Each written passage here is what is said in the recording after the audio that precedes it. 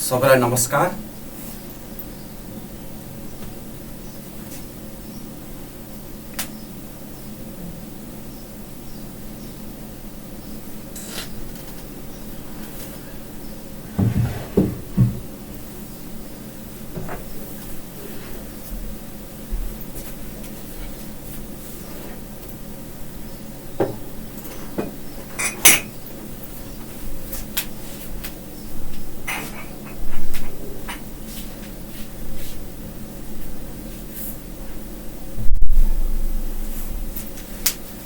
सिजासु good morning, नमस्कार।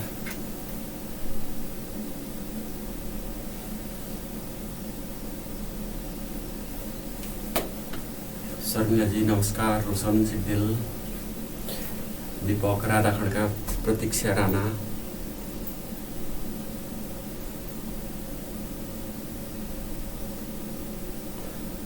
आज हामीले यो यहाँलाई मैले नेपाल बैंक लिमिटेड म कृषि विकास बैंक पनि मिसाएको छु। नेपाल बैंक लिमिटेडको तह छ र कृषि विकास बैंकको तह छ। परीक्षाको सन्दर्भमा तयारी रणनीति के हुन्छ, लेखनसिप कस्तो राख्नुपर्छ र परीक्षा व्यवस्थापन कसरी गर्ने कम्पिटिटिभ एक्जामहरुमा, यो तीनटा खण्डमा म आजको यो क्लासलाई मेरो प्रस्तुति केही समयको प्रस्तुतिकरण गर्छु। त्यसपछि यहाँहरुका केही प्रश्नहरु त्यसमा कसरी जाने भनेर पनि छलफल गर्छौं।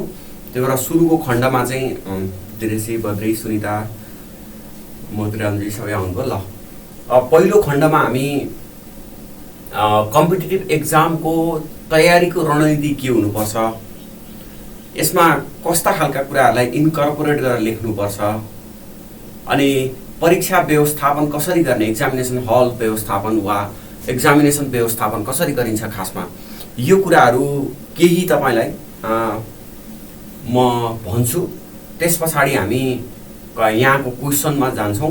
यहाँको क्वेशन, यहाँले क्वेशन डिस्प्ले गर्नुहुन्छ। त्यसपछि त्यो क्वेशनमा कसरी लेख्ने वा कसरी जाँदा बेटर हुन्छ भन्ने कुरा म यहाँलाई भन्छु। अब कम्पिटिटिभ एक्जाम खासमा कस्तो छ भने, यो यहाँको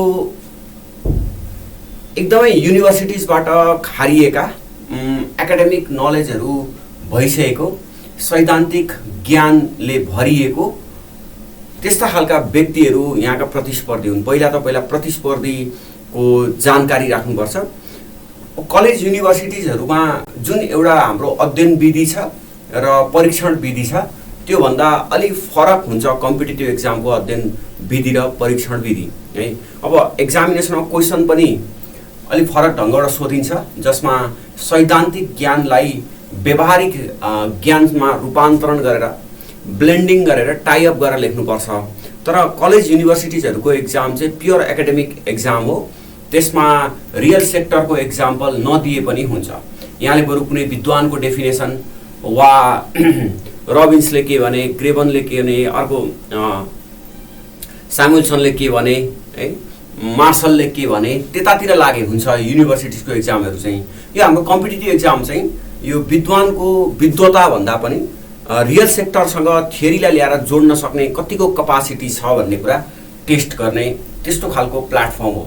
अब कम्पिटिटिभ एक्जाममा कोही बेला 45% ल्याएर पनि एक्जामिनेसन पास हुन्छ, कोही बेला 60% ल्याएर पनि एक्जामिनेसन फेल हुन सक्छ। तर युनिभर्सिटिजहरुमा 60% ल्याए फर्स्ट डिभिजन, 80% ल्याए डिस्टिङसन, 75% ल्याए डिस्टिङसन, यो अलरेडी डिफाइन्ड छ है। त्यहाँ यति र्याङ्क वा यहाँदेखि अगाडिका चाहिँ पास त्यस्तो हुँदैन भने कम्पिटिटिभ एक्जाममा त्यो फरक छ। अब विशेष गरी कम्पिटिटिभ एक्जामहरुको पेपर क्वेशन बनाउने मान्छे पनि जो युनिभर्सिटिजबाट पढेर 10औं वर्ष 20औं वर्ष युनिभर्सिटिजको ज्ञान छोडेर अनि रियल सेक्टरमा आइसकेको मान्छेले क्वेशन तयार गर्छ र पेपर चेक गर्दाखेरि त्यो पेपर चेक गर्नेको हात पनि युनिभर्सिटिजका प्रोफेसरहरुलाई भन्दा जो कुनै एउटा सेक्टरमा आएर 10औं 15औं वर्ष काम गरिसकेको छ त्यस्ता व्यक्तिको हातमा पेपर जान्छ। मैले यहाँलाई यो बेसदेखि किन भनेको भने, यो सबै कुरा तपाईले बुझ्नु भएन भने यो 6th लेभलको आन्सर्सहरुमा अलि ज्यादा तपाईको यो जुन ट्रेडिसनल माइन्डसेट छ त्यस्ता खालका आन्सरहरु आउँछ के। त्यही भएर पेपर क्वेशन बनाउने मान्छे पनि युनिभर्सिटी छोडेको 10औं 15औं वर्ष वा कुनै एउटा इन्स्टिच्युटमा संस्थामा भनौँ न, चाहे वाणिज्य ब्याङ्क होस् वा नेपाल ब्याङ्क होस् वा निजामतीमा होस्, यस्तोमा काम गरेको ह्युज एक्सपिरियन्स भइसकेको मान्छेले क्वेसन बनाउँछ र पेपर चेक गर्न पनि ह्युज एक्सपिरियन्स भएको मान्छेले चेक गर्छ। सो नलेज र एक्सपिरियन्सको प्रपर ब्लेन्डिङ उसले खोजिरहेको हुन्छ। थियोरिटिकल ज्ञानलाई कसरी प्रेजेन्टेसन, यसले कसरी रियल सेक्टरमा प्रेजेन्टेसन गर्न सक्छ, कसरी भोलिको इम्प्लोय अर्गनाइजेसनको टप लेभलमा पुग्न सक्ने क्यापासिटी राख्छ कि राख्दैन, यस्ता कुराहरू यहाँलाई टेस्ट गरिन्छ। यो सहायक लेभलको एक्जामिनेसन भएको भए अलिक पृथक ढङ्गको आन्सर्सहरू को प्रेस्क्राइब गर्थेँ म। अफिसर लेभलको एक्जामिनेसनहरूमा अलिक पृथक लेभलको लेख्नुपर्छ, यो अलिक फरक छ। तपाईँले सहायक लेभलमा लेखेको आन्सर र अफिसर लेभलमा लेखेको आन्सर अलिक डिफ्रेन्ट गर्नुपर्छ। यो चाहिँ एक्जामिनेसनको डिमान्ड पनि त्यस्तै छ र यसको मोडालिटी पनि त्यस्तै हुन्छ। त्यही भएर एउटा कुरा ख्याल गर्नुपर्ने के हो भने एक्जामिनेसनको क्वेसन बनाउने पनि ह्युज एक्सपिरियन्स भएको मान्छेले बनाउँछ र पेपर चेक गर्ने मान्छे पनि कुनै सेक्टरको एक्सपिरियन्स भएको मान्छेले बनाउँछ। एक्सपिरियन्सले थियोरिटिकल कन्सेप्टलाई ओझेलमा पारेको हुन्छ है। थियोरी र एक्सपिरियन्स यिनीहरू चाहिँ प्योर युनिभर्सिटिजको पढाइ। अहिले तपाईँहरूसँग अलिक ज्यादा थियोरिटिकल नलेज छ, तर तपाईँहरू नै 5-7 वर्ष 10 वर्ष 15 वर्ष कुनै ब्याङ्कमा वा इन्स्टिच्युट कुनै संस्थामा काम गरिसकेपछि एक्सपिरियन्सले जित्छ थियोरिटिकल नलेजलाई। एउटा त्यो कुरा यहाँले बुझ्नु पर्यो।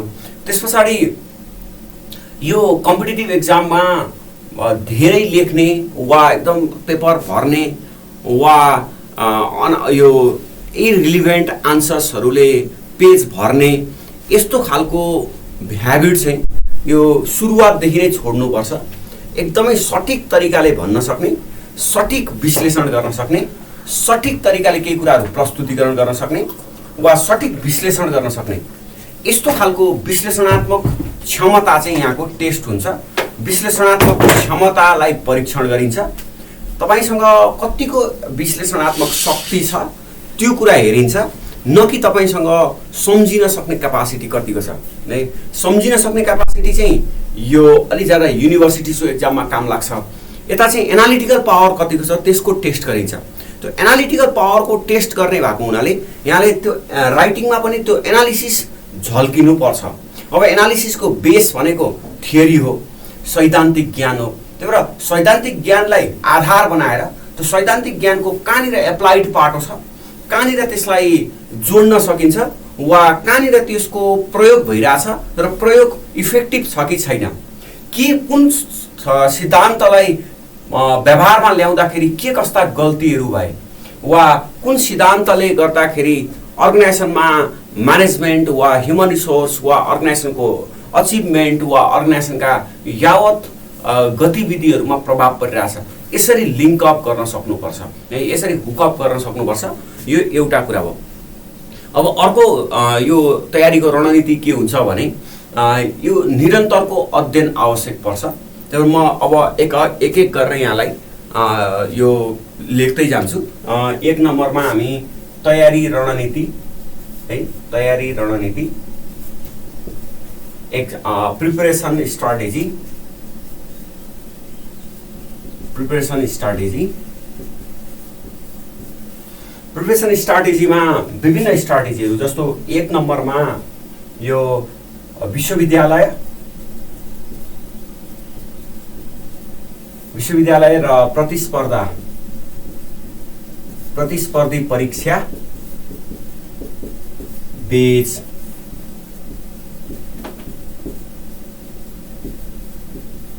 अन्तर विश्लेषण गर्नुपर्छ है। Gap analysis between university and competitive examination, यो दुईटा फरक प्याटर्नको छ। यसको अन्तर विश्लेषण ग्याप एनालिसिस गर्नु भएन भने यहाँलाई के गर्ने भन्ने कुरा चाहिँ रणनीति तयार गर्न सकिँदैन कि। दोस्रो रणनीति भनेको यहाँको यो सैद्धान्तिक र प्रयोग बीचको तालमेल।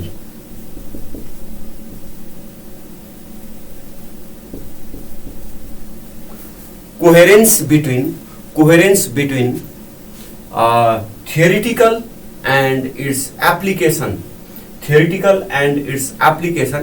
इन रिलेटेड फिल्ड है, रिलेटेड फिल्डमा एप्लाई गर्नुपर्छ है। फेरि जस्तो कि ब्याङ्कमा तपाईँ प्रतिस्पर्धी एक्जाम दिँदै हुन्छ नि, ब्याङ्कसँग लगेर हेर्नुपर्छ, न कि यता निजामतीसँग। सो सैद्धान्तिक र प्रयोगको बिचमा तालमेल गर्नुपर्छ, थियोरिटिकल नलेजलाई एप्लाइड नलेजसँग लगेर जोड्नुपर्छ। यो दोस्रो स्ट्राटेजी हो। तेस्रो स्ट्राटेजीमा मनोवैज्ञानिक पक्षहरूको अथवा मनोवैज्ञानिक पक्षहरूको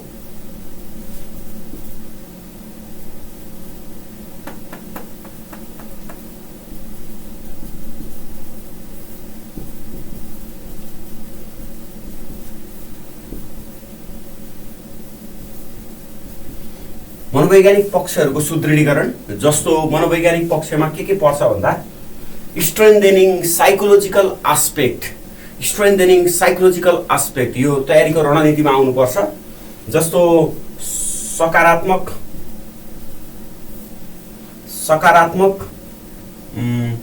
नतिजाको कल्पना, भिजनिङ पोजिटिभ रिजल्ट। नआउन पनि सक्छ बद्रीजी। भिजनिङ पोजिटिभ रिजल्ट एउटा यो सकारात्मक नतिजाको कल्पना गर्नुपर्छ। दोस्रो कुरा निरन्तरको उत्प्रेरणा,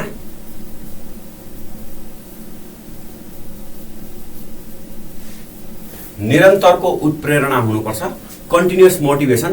तपाईँ आज मात्रै उत्प्रेरित हुनुहुन्छ अनि भोलि चाहिँ तपाईँलाई उत्प्रेरणा जागेन, तपाईँलाई त्यो भोलिका लागि चाहिँ पढ्न मन लागेन भने त्यो त्यति धेरै यो तयारी प्रिपरेसन राम्रो मान्दिँदैन। त्यही भएर एउटा यो सकारात्मक नतिजाको कल्पना चाहिँ कस्तो हुन्छ भने जस्तो यो धेरैचोटि सोचिसकेपछि त्यसले समग्र ह्युमन सिस्टम नै त्यो प्रति त्यो निर्माण गर्न थाल्छ कि उसले एन्टिबडी डेभलपमेन्ट गर्न थाल्छ कि। जस्तो म योचोटि नेपाल ब्याङ्क लिमिटेडमा 6औं तह हुन्छु, म योचोटि कृषि विकास ब्याङ्कमा 6औं तह हुन्छु भन्ने तपाईँले एकदम भित्रैबाट विश्वास लाग्यो यहाँलाई भने त्यस पछाडि यो 6औं तह भएपछि म यो गर्छु, 6औं तह भएपछि यो गर्छु भनेर अरू योजनाहरू पनि त्योसँग आएर जोडिन्छ कि। 6औं तह भएपछि म यहाँनिर जागिर खान्छु, भ्यालीमा पोस्टिङ हुन्छु, आउट अफ भ्याली पोस्टिङ हुन्छु, पढाइलाई यसरी लान्छु, निजी जीवनलाई यसरी लान्छु भनेर चाहिँ एउटा कल्पना गरेको हुन्छ मान्छेले। त्यो कल्पना गरिसकेपछि बडी एन्टिबडी डेभलप गरे जस्तै त्यो तपाईँको कल्पनालाई साकार गर्नका लागि अब शारीरिक, मानसिक र भावनात्मक रूपमा सबै एकजुट भएर लाग्छन् कि। त्यो अब यो मैले रियलाइजेसन गरेको कुरा हो, यहाँले पनि त्यो कुरालाई रियलाइज गर्नुहोला। सकारात्मक नतिजा यदि तपाईँलाई नै लाग्दैन कि तपाईँ पास हुँदै हुनुहुन्छ, तपाईँलाई नै लाग्दैन तपाईँले एक्जाम पास गर्नुहुन्छ भने अरूले विश्वास गरेर पुग्दैन। सो बडी, ह्युमन बडीको एकदम यो क्वाइट इन्ट्रेस्टिङ छ यो ह्युमन बडीको फन्डा। यसले हरेक कुराको लागि एन्टिबडी उत्पादन गर्छ। तपाईँको ड्रिम पुरा गर्नलाई पनि यसले आफै तयारी बनाउँछ कि। यो शारीरिक रूपमा तयारी गराउँछ, मानसिक रूपमा तयारी गराउँछ र भावनात्मक रूपमा तयारी गराउँछ। सो सकारात्मक नतिजाको कल्पना अध्ययन नगरिकन कल्पनाले मात्रै त हुँदैन, तर खास विश्वास आउँछ कि त्यो भित्रैबाट। जस्तो यहाँहरूमध्ये कसैलाई छ त्यो कुरा, अब अहिले मैले यहाँलाई बुझाउन सकेँ कि सकिनँ मलाई थाहा छैन, तर तपाईँ भित्रैबाट लाग्नु पर्यो म कसो पास गर्दिनँ, म पास भइहाल्छु नि। ल अब यो दसैँसम्ममा एक्जाम दिन्छु, त्यस पछाडि पुष माघमा मेरो नाम निस्किन्छ अनि फागुनतिर म भ्याली छोड्छु। त्यही भएर भ्याली छोड्नुभन्दा अगाडि मैले यो काम गर्नुपर्छ, यो काम चाहिँ सक भनेर जुन एउटा तपाईँको योजनाहरू अरू योजनाहरूसँग पनि जब रिजल्ट गाँसिन थाल्छ नि, त्यस पछाडि तपाईँमा अझै यो शारीरिक र मानसिक भावनात्मक रूपमा युनिफाइड हुन्छ तीनटा कम्पोनेन्ट। अन्त युनिफाइड भएर अनि एक्जामिनेसनको लागि तपाईँ तयारी गर्नुहुन्छ कि। सो तपाईँले चाहिँ के गर्नु पर्यो भने यो सकारात्मक नतिजाको कल्पना गरेर आफ्नो भित्रै शारीरिक, मानसिक, भावनात्मक एन्टिबडी डेभलप गर्नु पर्यो।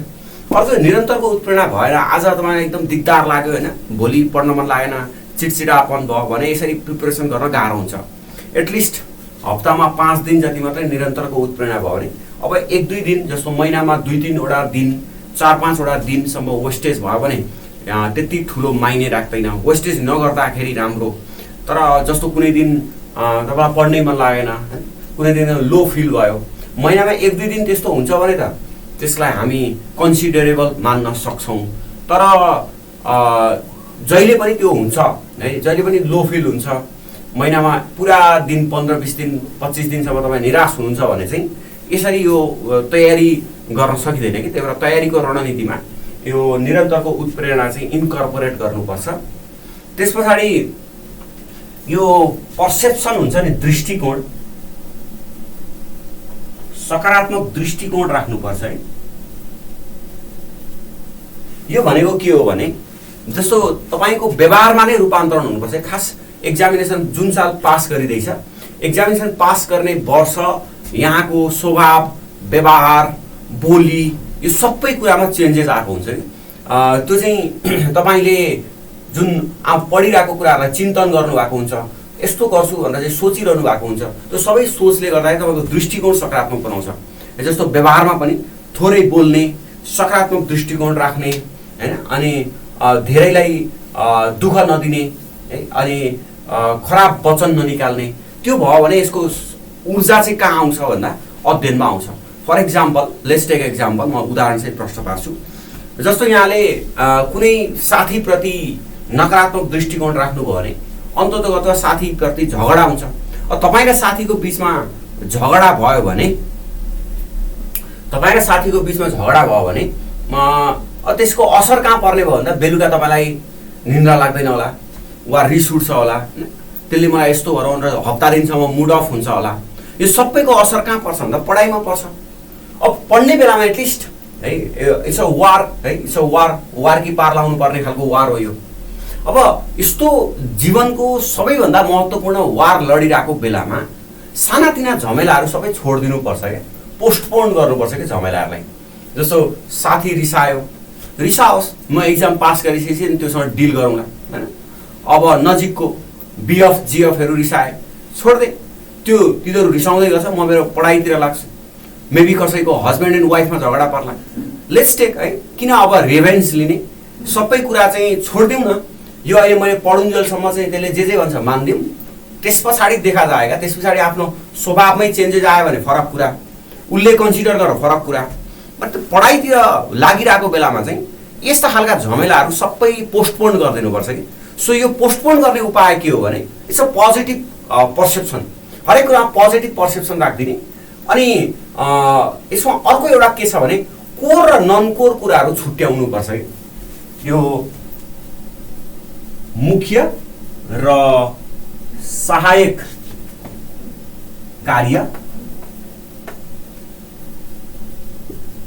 कार्यमा अन्तर, differentiate core and non core function भन्छ क्या लाइफमा। जस्तो प्रिपरेसनको 4-5 महिना भनेको तपाईको कोर फङ्सन भनेको अध्ययन हो है, तपाईको कोर फङ्सन भनेको लेखन हो, तपाईको कोर फङ्सन भनेको चिन्तन हो। दिज आर कोर फङ्सन्स है, दिज आर कोर फङ्सन्स। अध्ययन, लेखन, चिन्तन, यो 3-4 महिना 4-5 महिना कति तपाईले तयारी गर्नुहुन्छ, त्यो तयारी गर्दाखेरि यस्ता कुराहरू चाहिँ सबै कोर फङ्सन अन्तर्गत पर्छन्। अब यो कोर फङ्सनलाई चाहिँ एकदमै धेरै टेक केयर गर्ने, नन कोर फङ्सनहरूलाई मतलब नगर्ने। जस्तो साथी रिसायो, नन कोर फङ्सन। आज भात मिठो भएन, बिहान खाना मिठो भएन, नन कोर फङ्सन। त्यसै खाना मिठो भएन, दिनभरि झगडा गर्ने होइन, श्रीमती वा घरमा घर झगडा लाउने होइन। अब बच्चा छ कसैको, बच्चा नन कोर फङ्सन हो। एटलिस्ट एक्जामिनेसन तयारी गर्नुहुन्छ, तपाईको एक्जाममा पढाइ बाहेक सबै नन कोर हो। अफिस छ कसैलाई, अफिस नन कोर हो हैन। अफिसले गर्दा तपाईको यो 4 महिना प्रिपरेसनलाई असर गर्नु हुँदैन, त्यसलाई म्यानेज गर्ने, साथीभाइ म्यानेज गर्ने, सोसल मिडिया म्यानेज गर्ने, फेसबुक, इन्स्टा, अब के चलाउनुहुन्छ यहाँ, त्यो सबै नन कोर फङ्सन्सहरू हुन्। तपाईको अध्ययन बाहेक, अध्ययन चाहिँ कोर फङ्सन हो, मुख्य कार्य हो। अध्ययन बाहेक बाँकी सबै कुरा नन कोर फङ्सन हो। त्यो नन कोर फङ्सनमा धेरै इन्गेज नहुने है। Do not engage in non core function, concentrate on core function and transform your habit into core function है। कोर फङ्सनमा आफ्नो ह्याबिटै चेन्ज गरिदिने कि म पढ्दैछु भनेर यसरी जानु पर्यो। यो चाहिँ एक्जामिनेसनमा तयारीका दौरानमा यस्तो मनोवैज्ञानिक पक्षको सुदृढीकरण अन्तर्गत यो पर्छ है। Core and non core gap analysis between core and non core function भन्छ कि। सो यो चाहिँ साइकोलोजिकल एस्पेक्टको स्ट्रेन्थेनिङ अन्तर्गत पर्छ। त्यस पछाडि यो तयारीकै दौरानमा अब मनोवैज्ञानिक पक्षहरू हेरिसकेपछि तयारीमा अर्को गर्नुपर्ने स्वट एनालिसिस हो, स्वट विश्लेषण र सुधार। स्वट विश्लेषण र सुधार, स्वट एनालिसिस एन्ड इम्प्रुभमेन्ट। तपाईको स्वट गर्नु पर्यो है, अरूको स्वट होइन, तपाईको स्वट गर्ने। जस्तो मेरो म तपाईका इस्युजहरू सबैमा लास्टमा छलफल गर्छु है। जस्तो नेत्र कुमारीजीले सोध्नु भएको छ, उर्मिलाजीले सोध्नु भएको छ, म लास्टमा छलफल गर्छु यहाँको समस्या। अब स्वट विश्लेषण र सुधार चाहिँ जस्तो यहाँको स्वट गर्नु पर्यो, मेरो ह्यान्डराइटिङ कस्तो छ हैन, अनि लेख्दाखेरि प्रेजेन्टेसनको शैली कस्तो छ है, मेरो स्पिड कस्तो छ, अनि मैले पढ्न समय कतिको पाइरहेको छु, अफिसको नेचर कस्तो छ, जबको नेचर कस्तो छ, सिलेबसमा मेरो प्री नलेज कस्तो छ, सबै कुराहरू चाहिँ स्वट विश्लेषण भित्र पर्छ, स्वट एनालिसिस भित्र पर्छ। यहाँले जस्तो ह्यान्डराइटिङ पुअर छ भने पहिला त एक्जामिनेसन पास गर्ने हो, तयारी मात्रै गरेर फर्म मात्रै भरेर छोड्ने होइन। यो हामीले इन्टायर जे कुरा गरिरहेछौँ फर्म भर्नका लागि मात्रै पनि होइन, यसो आएर हल्लिदिउँ न त इन्स्टिच्युटमा भन्नका लागि पनि होइन, पढ्दिउँ न त अब मास्टर्स सकिहाल्यो, सबैले गनगन गरेका छन्, दिउँ न त एक दुईचोटि एक्जाम, फेल हुने निश्चित छ भनेर दिएको एक्जाम पनि होइन। खास 4 महिना 5 महिना म सबै कुरा बिर्सेर पढ्छु भन्ने मान्छेहरूका लागि मात्रै यो टिप्स हो है।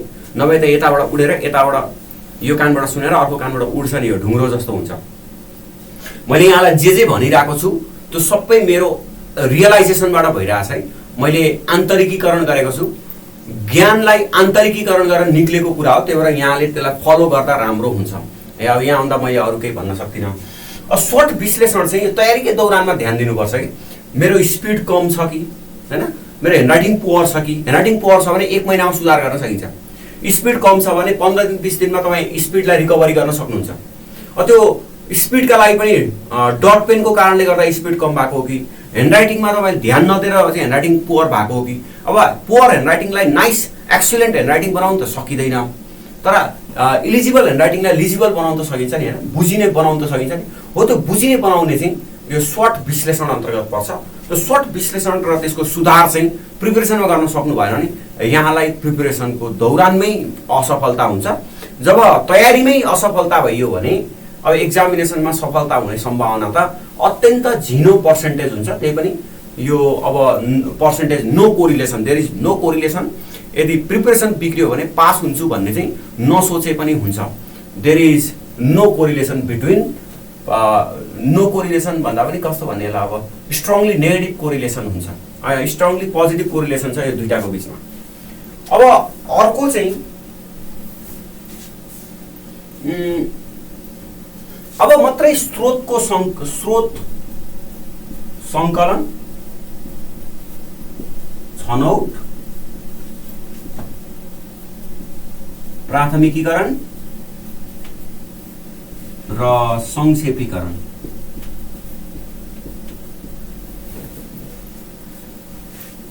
Collection, selection, prioritization and summarization of sources, अध्ययन मटेरियलको चाहिँ अब सिलेक्सन गर्नु पर्यो, प्रायोरिटाइजेसन गर्नु पर्यो र त्यसलाई समराइजेसन गर्नु पर्यो।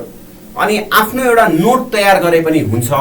त्यो आफ्नो नोट तयार गर्दाखेरि चाहिँ त्यो नोट अत्यन्त संक्षिप्त प्रकृतिको हुनुपर्छ। यहाँ फेरि दोस्रो राइटर बन्ने प्रयास नगर्नु होला। एउटा किताब किनेर 3टा किताब किनेर चौथो राइटर बन्ने प्रयास नगर्नुस्, किन तपाईँ एक्जाम पास गर्ने रणनीतिमा हुनुहुन्छ, तपाईँ राइटर बन्ने रणनीतिमा हुनुहुन्न। अब एक्जामिनेसनको तयारीमा यस्ता कुराहरू नसोच्नुहोस्, यो एकदम ननसेन्स हो। म पास भएपछि यो नोट अर्कालाई काम लाग्ला हैन, अनि म पास भइसकेपछि किताब निकालौँला, म पास भइसकेपछि मान्छेलाई यसो मेरो यसरी पढेको रहेछ भनेर चाहिँ गुणगान गाउँछन् भनेर चाहिँ म अहिलेदेखि नै नोट राम्रो बनाउनुपर्छ भन्नेतिर नसोच्नु होला। म पास हुन्छु कि हुँदिनँ भन्ने कुरा सोच्नु पर्यो कि मैले पास गर्नलाई के रणनीति लिनुपर्छ भन्ने कुरा सोच्नु पर्यो। सो एक्जामिनेसनमा रिसोर्सेस राइट स्रोतको सङ्कलन भयो भने त्यसलाई छनौट र प्राथमिकीकरण गर्न जानियो भने र समराइजेसन गर्न जानियो भने तपाईँलाई अलि सजिलै एक्जामिनेसन पास गर्न सक्नुहुन्छ। सो समराइज नोट चाहिँ तपाईँले तयार गर्नुहोस्। त्यो समराइज नोट भनेको एकदमै संक्षिप्त बुदा टिपोट मात्रै हो। त्यो संक्षिप्त बुदा टिपोटको बाँकी कुरा चाहिँ मेन्टल एक्सर्साइजबाटै जान्छ। त्यसलाई तपाईँले दिमागबाट ज्यादा नै प्रशोधन गर्नुपर्छ। अनि अर्को एउटा छ यो तयारीकै दौरानमा अध्ययन, चिन्तन र लेखन अभ्यास बीच सन्तुलन। लेखन अभ्यास बीच सन्तुलन। अध्ययन, चिन्तन र लेखन अभ्यास बीचको सन्तुलन। Proper balance between study, mental processing and writing exercise. पढेर मात्रै केही हुनेवाला छैन, ढुक्क हुनुहोस्। त्यो पढेको कुरालाई तपाईँले दिमागमा लगेर यसो खेलाउनु भएन, चिन्तन गर्नु भएन र त्यसबाट ओहो यो यहाँ एप्लाई भइरहेछ, यो यहाँ एप्लाई भइरहेछ, यो कारणले गर्दा यो भयो, यस्तो खालको जुन तपाईँले कोरिलेट गर्नुहुन्न, कोरिलेट गरेर जोडेर हेर्नुहुन्न, चिन्तन गर्नुहुन्न, तब हुनेवाला केही छैन। सो स्टडी नेसेसरी कन्डिसन हो, सफिसियन्ट कन्डिसन होइन। सफिसियन्ट कन्डिसनका लागि चिन्तन र लेखन दुइटै चाहिन्छ।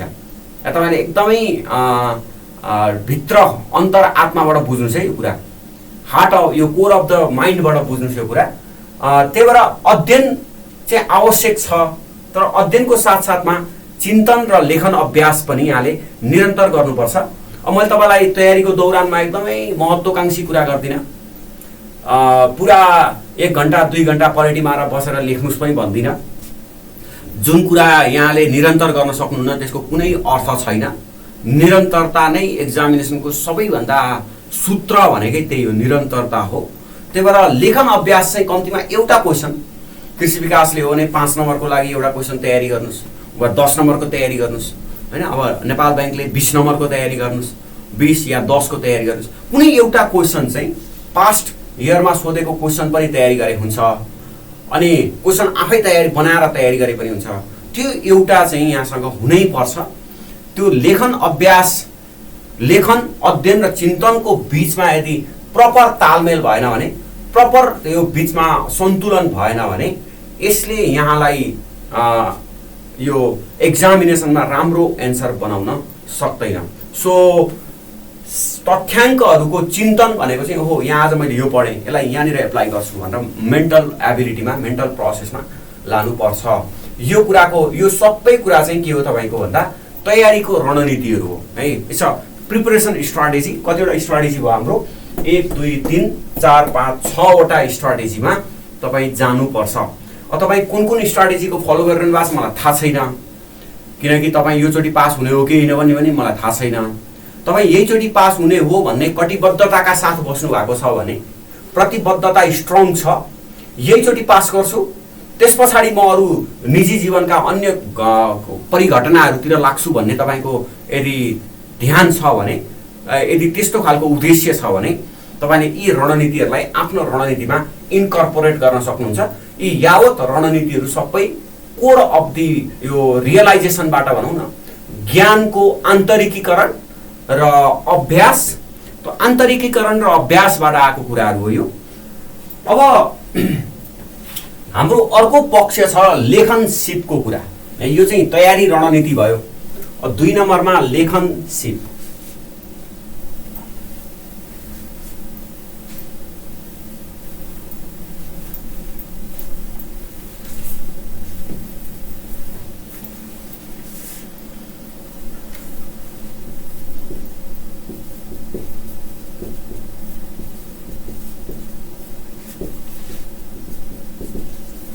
Writing skill.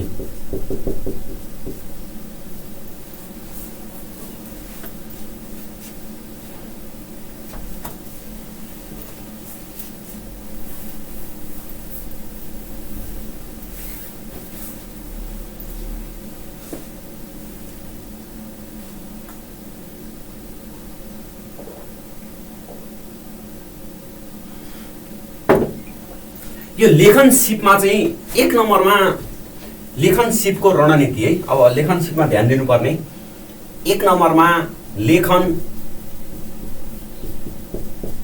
संरचना निर्माण, बिल्डिङ राइटिङ स्ट्रक्चर।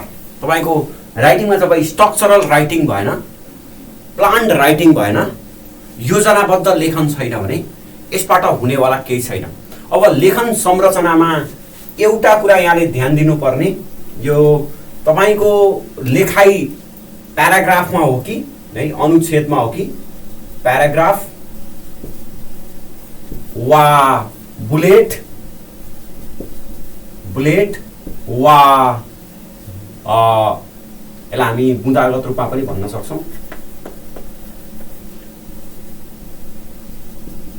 बुँदागत वा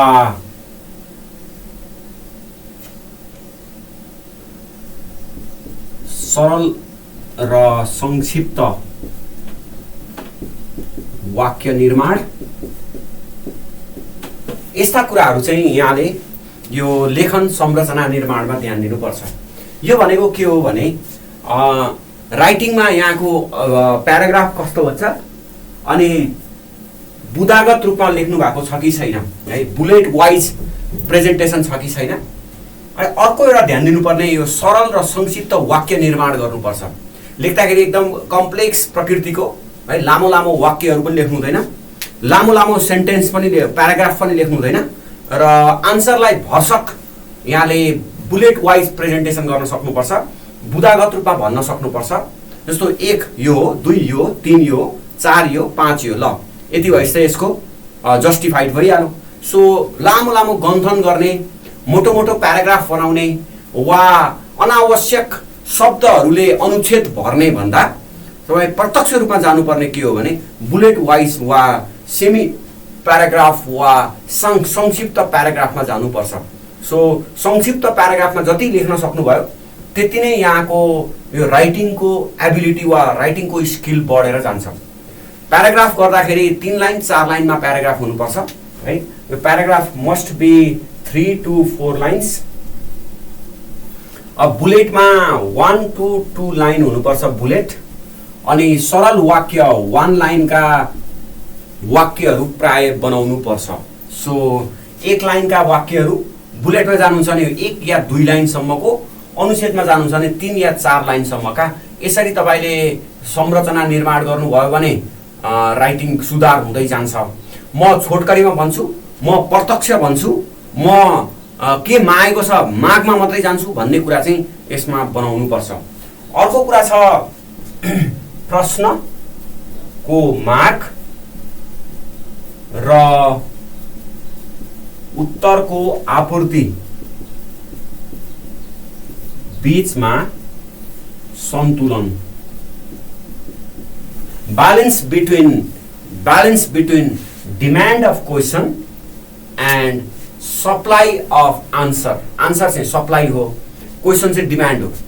कहिले पनि तपाईले क्वेसनलाई इग्नोर गरेर प्रेजेन्टेसन गर्नै मिल्दैन एक्जामिनेसनमा। तर हामीले प्रश्नलाई इग्नोर गर्छौं है। क्वेसन एउटा सोधेको हुन्छ, आन्सर अर्को प्रकृतिको दिन्छौं। क्वेसनले फर एक्जाम्पल हैन, क्वेसनले द्वन्द्व व्यवस्थापनको अवधारणा चर्चा गर्दै भनेर क्वेसन सोधेको छ भने तपाई लाग्नुहुन्छ पहिला द्वन्द्वतिर, द्वन्द्व यो, अनि व्यवस्थापन चाहिँ ढिलो ढिलो आउँछ, अन्तिमतिर कता आउँछ। तर फर्स्ट वाक्यबाटै उले के खोजेको हुन्छ भने फर्स्ट वाक्यबाट तपाई कन्फ्लिक्ट म्यानेजमेन्ट भनेर सोधे हुन्छ कि। जस्तो पोर्टफोलियो म्यानेजमेन्ट भन्ने क्वेसन आयो भने पोर्टफोलियो यो हो अनि यसलाई म्यानेजमेन्ट यो हो भनेर भन्नु पर्दैन कि। यो नतिजा अधिकतमका लागि विभिन्न लगानीहरुमा विविधीकरण गर्नु पोर्टफोलियो म्यानेजमेन्ट यति हैन। अब यसमा तपाई पोर्टफोलियो यो भनेर चाहिँ पोर्टफोलियोको लामो लामो कुराहरु लेखेर नै परेन। जब क्वेसनमा दुईटा वाक्यका क्वेसन आउँछन् तब आन्सर पुरै डिफरेन्ट हुन्छ है। जस्तो द्वन्द्व मात्रै आयो र द्वन्द्व व्यवस्थापन आयो भने आन्सर पुरै डिफरेन्ट हुन्छ। तनाव मात्रै आयो र तनाव व्यवस्थापन आयो भने आन्सर पुरै डिफरेन्ट हुन्छ है। अब क्वेसनमा जब दुईटा वाक्यहरु संयुक्त भएर आउँछन्, संयुक्त भएर आएका वाक्यहरुलाई एकैचोटी संयुक्त रूपमा नै एड्रेस गर्नुपर्छ, त्यसलाई छुट्याएर एड्रेस गर्ने हैन। त्यही भएर प्रश्नको माग के छ र उत्तरको आपूर्तिको बीचमा सन्तुलन मिलाउनु पर्छ। प्रश्न एकातिर उत्तर एकातिर अधिकांशको हुन्छ। प्राय अब मैले ब्लेम त लगाएको होइन, तर युनिभर्सिटिजको एक्जामहरुमा हामी पेपर भर्ने न्यूमा डिमान्ड एकातिर, क्वेशन एकातिर, आन्सर एकातिर हुन्छ। अब युनिभर्सिटिजमा पेपर चेक गर्दाखेरि यस्ता कुराहरूलाई माइनर लिन्छ होला, त्यो तपसिलको विषय हो। तर यो कम्पिटिटिभ एक्जाममा यस्ता कुराहरू अत्यन्त माइने हुन्छन्। यो नम्बर काटिनका लागि अत्यन्त पर्याप्त हुन्छ यस्ता क्वेशनहरू। त्यही भएर यहाँ नम्बर काटिएर असफल हुनका लागि होइन कि नम्बर धेर ल्याएर स्कोर गर्न र नाम निकाल्नका लागि तपाईँ कम्पिटिटिभ एक्जाममा हुनुहुन्छ। त्यही भएर यो दुईटाको बिचमा डे 1 देखि नै तपाईँले विचार गर्नुपर्छ है। घरमा केही कुरा लेख्दै हुनुहुन्छ भने पनि यो लेखन चाहिँ घरमा लेख्नुहोस् वा एक्जाम हलमा गएर लेख्नुहोस्। जुन लेखाइ पनि तपाईँको फाइनल एक्जामिनेसनकै सो सरहको लेख्नुपर्छ। अझ नोट प्रिपरेसन गर्दाखेरि पनि फाइनल एक्जाममा जे चाहिन्छ त्यो कुरा मात्रै इन्कर्पोरेट गर्नुपर्छ है। यो कुरा चाहिँ एउटा यो लेखन सिपमा ध्यान दिनुपर्ने कुरा। अर्को एउटा यसको लेखन सिपको रणनीति छ, त्यो चाहिँ निर्धारित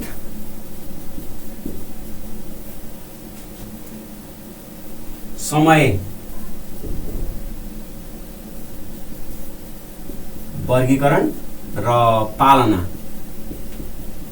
एउटा क्वेशनमा जति समय दिएको छ त्यो एउटा क्वेशनमा है र classification and compliance of dedicated time, dedicated classification and compliance of dedicated time. तपाईले कुनै क्वेशनका लागि कति मार्क्स, कति समय पाउनुहुन्छ भन्ने कुरा पहिला छुट्याइहाल्नुपर्छ। जस्तो एडिबिएल को 5 नम्बरको क्वेशनका लागि हो भने you have 6 minute 7 minute time. 10 नम्बरको लागि हो भने तपाईसँग 15 16 17 मिनट जति समय छ। नेपाल बैंकको 20 नम्बरको क्वेशनको लागि हो भने यहाँसँग 36 मिनट 35-36 मिनटको समय छ। अब 35 मिनट पाउनु भएको छ, 1 घण्टा लेखिदिनु भयो भने त्यसले अर्को एउटा 10 नम्बरको क्वेशन एटेम्प्ट गर्ने समय जान्छ। त्यो भएपछि यहाँको एक्जामिनेसन अब तपाईले सोच्नु पर्ने कुरा के हो भने यहाँलाई 3 घण्टा एक्जामिनेसन हलले समय दिएको होइन। यहाँलाई समय दिएको छ 5 मिनट 7 मिनटको वा 15 मिनटको वा 35 मिनटको। तपाईले त्यसरी डेडिकेटेड समय विभाजन गर्नुपर्छ है। यो क्वेशनमा म 35 मिनट समय दिन्छु, यहाँ भन्दा म माथि पनि जान्न, धेरै तल पनि जान्न, र यसरी तपाईले टाइमलाई क्वेशन अनुसार क्लासिफाइड गर्नुभयो भने डे 1 देखि नै यो एक्जाम हलमा होइन, एक्जाम हलको व्यवस्थापन त फेरि अर्को छँदैछ। हामी त्यो परीक्षा व्यवस्थापनका उपाय त अर्कोमा कुरा गर्छौं। यो लेखन सिपमा चाहिँ डे घरमै सुरु गर्नुपर्छ कि यस्ता कुराहरू। घरमै तपाईले समय हेर्ने, यसलाई यति मिनेट पाउँछु, सो यति मिनेट पाउँछु भने म यसरी लेख्छु भनेर चाहिँ यो रणनीतिमा जानुपर्छ। सो निर्धारित समय तपाईले वर्गीकरण गरेर हेर्न सक्नु भएन भने त्यसमा तपाई असफल हुन सक्नुहुन्छ। अर्को प्रश्नको सठिक विश्लेषण गर्नुपर्छ। प्रश्नको सठिक र द्रुत विश्लेषण, प्रश्नको सठिक र द्रुत विश्लेषण गर्नुपर्छ। Quick and concise analysis of question. क्वेशनले केमा आएको छ? 1, क्वेशनका कतिवटा टुक्रा छन्? 2, क्वेशनले कुन डिरेक्सनतिर हाइलाइट गर्न खोजेको छ? 3, र क्वेशनको लेन्स र डेस्टिनेसन कहाँ हो त्यो थाहा पाउनुपर्छ। क्वेशनको लेन्स र डेस्टिनेसन भन्ने दुईटा कुरा, लेन्स र डेस्टिनेसन। कोही बेला यो दुईटा कुरा थाहा नपाउँदाखेरि हामी रणभुल्लमा पर्छौं। लेन्स र डेस्टिनेसनमा जस्तो लेन्स भनेको कुन नजरबाट हेर्ने, जस्तो म्यानेजमेन्टको इफेक्टिभनेसको दृष्टिकोणबाट क्वेशन सोधिरहेको छ र त्यो ब्याकग्राउन्डमा इम्प्लोयको इफिसियन्सी प्रमोसन गर्न के गर्नुपर्छ वा इम्प्लोयलाई मोटिभेसन गर्न के गर्नुपर्छ भन्ने क्वेशन सोधिरहेको छ भने lens is managerial effectiveness, destination is efficiency of employees है। सो लेन्स र डेस्टिनेसन यसरी छुट्याउनु पर्छ। कोही बेला क्वेशन पृष्ठभूमिमा आउँछ नि, ब्याकग्राउन्डमा आउँछ नि, त्यो ब्याकग्राउन्ड सबै लेन्स हो। जस्तो कि नेपाल बैंक लिमिटेडमा कर्मचारीको उत्प्रेरणा न्यून छ भन्ने सुनिन्छ। कर्मचारीहरूको मनोबल उच्च नहुँदाखेरि मानव स्रोत प्रशस्त भए पनि कर्मचारीहरूको कार्य सञ्चालन कार्यदक्षता प्रभावकारी नभएको गुनासो सुनिन्छ। सेवाग्राहीको सन्तुष्टि पनि न्यून भएको र ब्याङ्कको प्रतिस्पर्धात्मक क्षमता पनि कमजोर भएको आरोप लाग्ने गर्छ। यो सन्दर्भमा कृषि विकास नेपाल ब्याङ्क लिमिटेडका कर्मचारीहरूमा उत्प्रेरणाको तह अभिवृद्धि गर्न व्यवस्थापनले के गर्नु पर्ला, संक्षिप्त उत्तर लेख्नुहोस् भन्ने आन्सर आयो भने त्यसमा लेन्स के हो भन्दा लेन्स माथिको ब्याकग्राउन्ड, यस्तो यस्तो आरोप लाग्ने गर्छ, यस्तो यस्तो सुनिने गर्छ। यो सन्दर्भमा भनेपछि सन्दर्भले अब लेन्स र डेस्टिनेसनलाई छुट्यायो। सो एनालिटिकल एक्जामहरूमा कुन लेन्समा लेखिँदैछ, जस्तो कि यो कुराहरूमा लेखनसिपको कुरा गरिरहेको छु मैले, लेखनसिपको कुरा चाहिँ डेस्टिनेसन भयो। लेन्स चाहिँ के भयो भन्दा लेन्स चाहिँ हाम्रो यो एक्जामिनेसनको यो तह वा एक्जामिनेसन कुन तहको हो, सिलेबस कस्तो छ, यो चाहिँ सबै लेन्स भयो। त्यो ब्याकग्राउन्डमा मैले कुरा गरिरहेको छु। सो यी दुईटा कुरा चाहिँ यहाँले छुट्याउनै पर्छ, कुन सन्दर्भमा आन्सर लेख्दैछु भन्ने कुरा। सो यस्ता कुराहरू चाहिँ यो लेखनसिपमा आउँछ। अब लेखनसिपमा केही सुझावहरूको कुरा गर्दाखेरि चाहिँ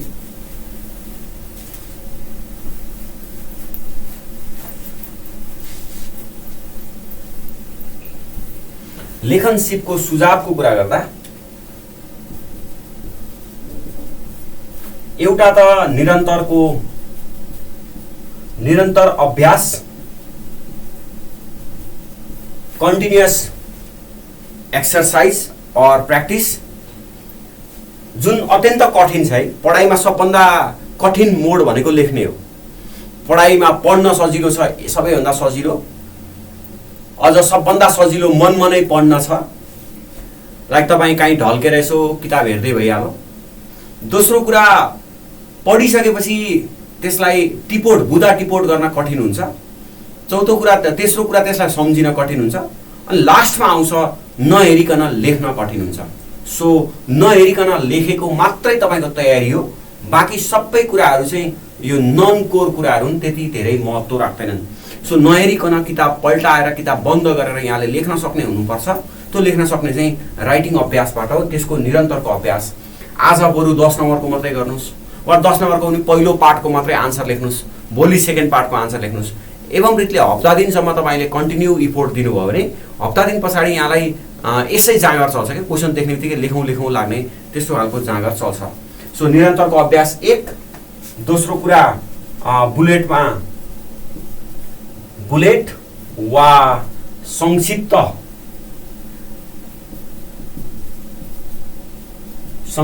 प्रस्तुतिकरण बुँदामा अथवा धेरै कन्क्लुसिभ फर्ममा प्रस्तुतिकरण गर्नुपर्छ। लामो उत्तर, अतिरिक्त गन्थन मन्थन यो सबै लेखनसिपमा अनावश्यक छ। तेस्रो कुरा, बुझिने अक्षर, लिजिबल ह्यान्डराइटिङ हुनुपर्छ। अर्को कुरा, प्रश्नसँग तालमेल, कोहेरेन्स विथ राइटिङ। अनि अर्को कुरा चाहिँ टाइम म्यानेजमेन्ट, राइटिङमा टाइम म्यानेजमेन्ट चाहिन्छ। र अर्को कुरा लेन्थ म्यानेजमेन्ट। अर्को कुरा, आन्सर पुनरावृत्ति हुनु हुँदैन, रिपिटेसन अफ आन्सर हुनु हुँदैन। जे भन्न खोज्या हो त्यो ठ्याक्कै भन्ने, त्यस पछाडि त्यसलाई छोडिदिइहाल्ने गर्नुपर्छ। Repetition, do not repeat your answer. So these are some suggestions to you to improve writing ability. यो कुरा ध्यान दिनु पर्यो। अब अर्को पाटो छ हाम्रो तेस्रो नम्बरमा, परीक्षा व्यवस्थापन।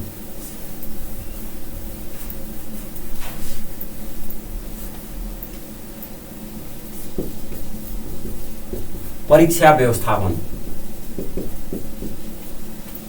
Exam management.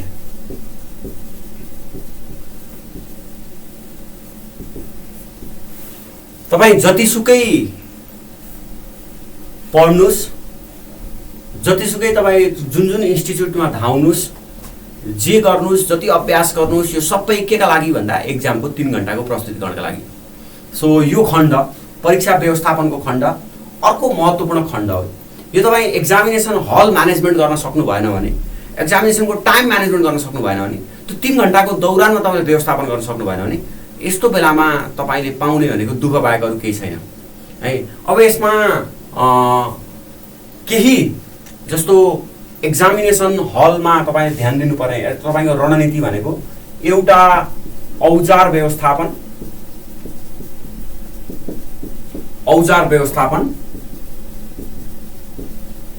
इन्स्ट्रुमेन्ट म्यानेजमेन्ट,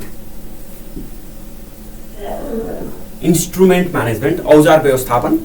अब मेरो कुरा गर्नु छ भने मेरो ब्यागमा सायद अहिले पनि छ होला है। जस्तो मैले यसरी यो हेर्नुहोस् त, ल यहाँ सबै कुरा छ। मेरो स्ट्याप्लर छ, पेन्सिल छ, डट छ, डटको अर्को डट एक्स्ट्रा डट छ हैन, कैँची रहेछ, टाइम म्यानेजमेन्टका लागि मसँग घडी छ। हेर्नुहोस् है, यो औजारमा जस्तो कि मसँग डट भयो, रिफिल छ, स्ट्याप्लरको पिन छ, अनि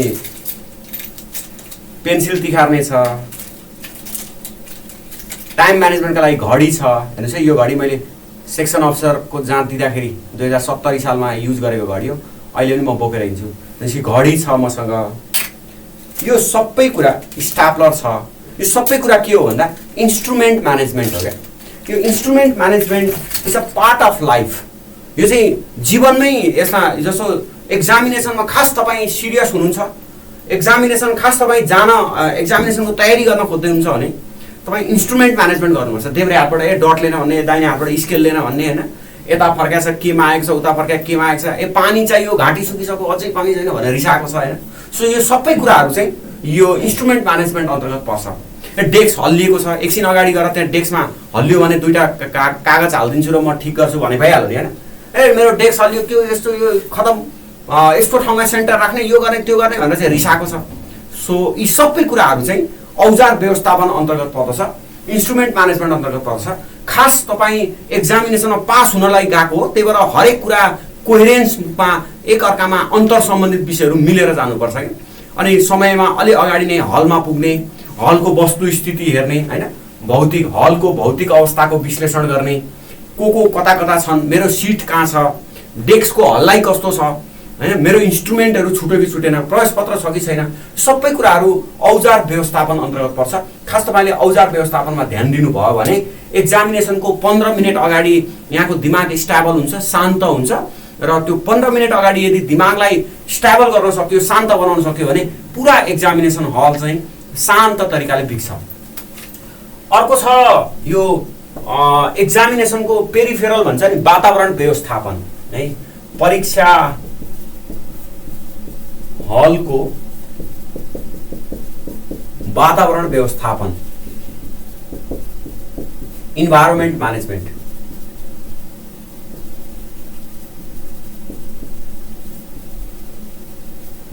परीक्षा हलमा अलि अगाडि जाने, छेउको साथीसँग दूरी कायम गर्ने भनेको अहिले त त्यसै पनि दूरी भयो, तर सधैँ पनि दूरी कायम गर्नुपर्छ कि।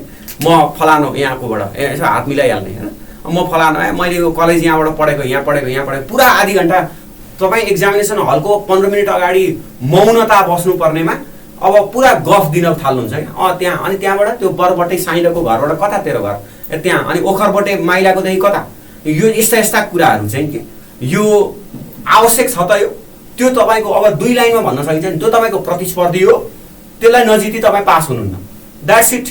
अब त्यो बरबटे साइलाको घरदेखि परतिर हो कि ओखरबटे माइलाको घरदेखि ओरतिरको हो, पिपलको बोर्डदेखि तल्लो घर हो कि टिन्लाको घर हो कि पक्कालाको घर हो कि सेतो चुना लागेको छ कि रातो चुना लागेको छ, त्यो तपाईँको कन्सर्नको विषय हो होइन नि होइन।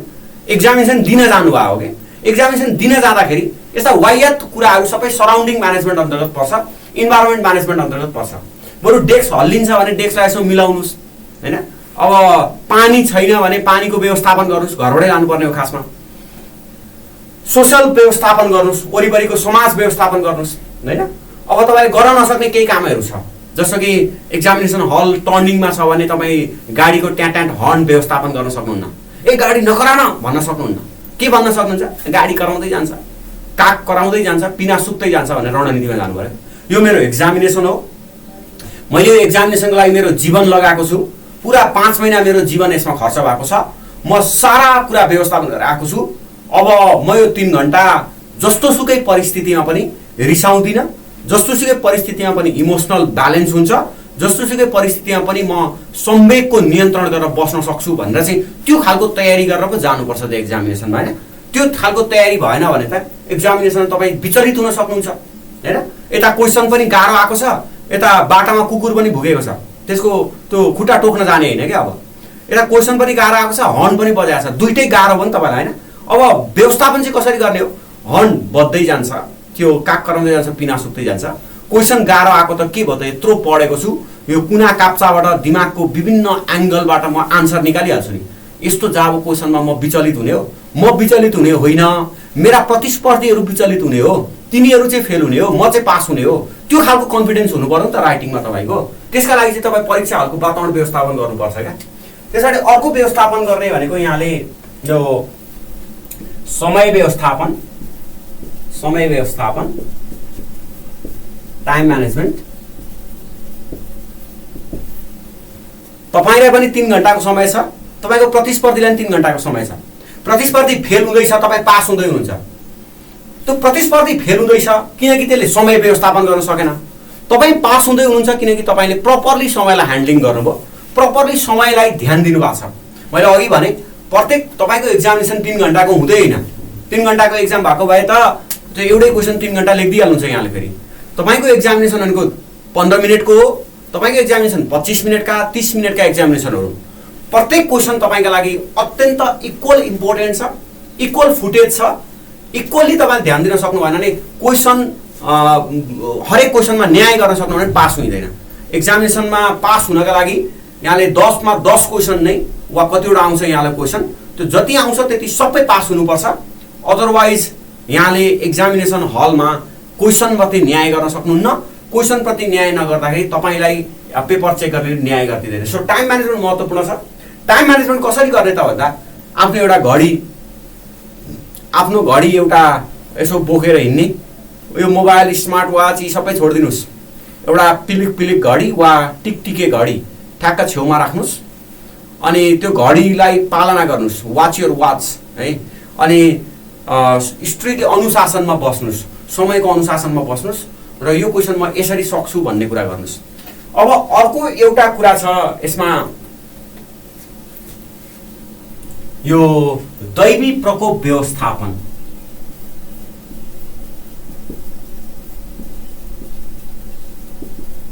दैवी प्रकोप व्यवस्थापन, डिसास्टर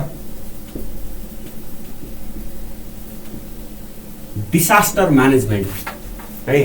डिसास्टर म्यानेजमेन्ट अर्को ध्यान दिनुपर्ने कुरा। दैवी प्रकोप आउन सक्छ क्या। यत्रो पढियो 4-5 महिना, यत्रो किताबहरू पढियो, युनिभर्सिटिजको 15 वर्ष 16 17 18 वर्षको पढाइ त्यसमा लगाइयो, जीवन लगाइएको छ हैन। सारा आफ्नो शारीरिक मानसिक र भावनात्मक रूपमा एकदम सुदृढ भएर गइएको छ। भरे कुनै क्वेसनले यहाँलाई घुमाइदिन सक्छ कि, कुनै क्वेसन यहाँलाई यसो विचलित बनाइदिने आउन सक्छ, कुनै क्वेसनले यहाँलाई हल्लाइदिन सक्छ, कुनै क्वेसनले यहाँलाई कमजोर बनाइदिन सक्छ, कुनै क्वेसनले यहाँलाई एक्जामिनेसनमा फेल गर्छु कि भन्ने भावना विकास गराइदिन सक्छ। हो त्यो कुनै क्वेसन चाहिँ यो दैवी प्रकोप हो कि यहाँको लागि, एक्जामिनेसनको लागि डिसास्टर भनेको यही हो। त्यो डिसास्टर म्यानेजमेन्ट गर्नको लागि यहाँसँग ब्याकअप प्लान हुनुपर्छ, बीसीपी टिम हुनुपर्छ वा डिआरपी भन्छ नि, बीसीपी डिआरपी यस्ता कुरा लगाउनुपर्छ। यो क्वेसन कठिन आयो, ठिक छ कठिन आयो, तर यसलाई म एकछिन सोच्छु, 2 मिनट 3 मिनट सोच्छु, सोचेर म भित्रबाट आन्सर निकाल्छु अनि लेख्छु, के हुन्छ त? एउटा क्वेसन कठिन आउँदै म विचलित हुनुपर्ने अवस्था छ त? यत्रो दिमागमा मेरा नलेज छन्, त्यो नलेजलाई तानेर गरेर ल्याउँछु।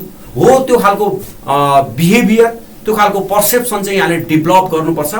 त्यो खालको तपाईँले भावना विकास गर्नुपर्छ। अदरवाइज यहाँ त फेरि त्यो हराइहाल्नुहुन्छ यहाँले।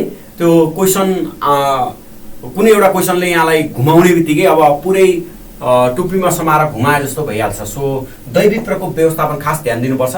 यहाँ पास हुन गएको, यहाँ 10/10 राम्रो लेख्न गएको, त्यही भएर त्यो 10/10 राम्रो लेख्नका लागि चाहिँ यो एउटा कुरा पनि ध्यान दिनुपर्छ। So these are the strategies in examination hall management. अर्को छ सोसियल म्यानेजमेन्ट, सामाजिक व्यवस्थापन।